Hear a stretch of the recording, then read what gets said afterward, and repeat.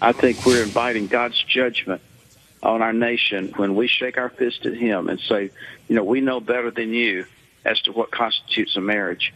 And I pray God's mercy on our generation that has such a prideful, arrogant attitude to think that we would, the audacity to try to redefine what marriage is all about.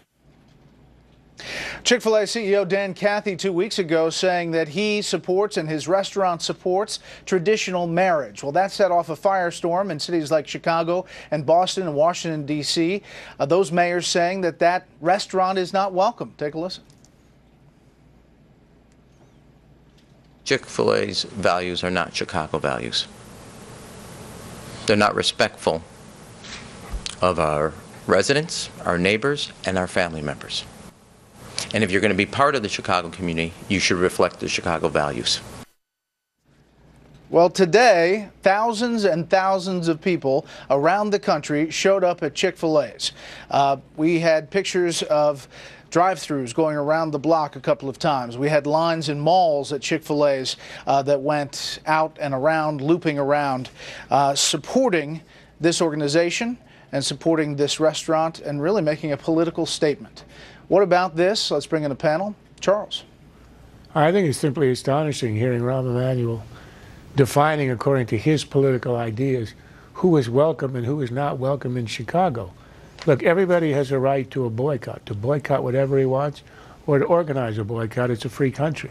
But once you get government doing it with the powers of police and taxation, imposing its views on somebody, excluding them or punishing them, not for a commission of a crime, which is what government's supposed to do, but because of the expression of a view, that is thought police. That's political repression. There really is no other word for that. And think about this.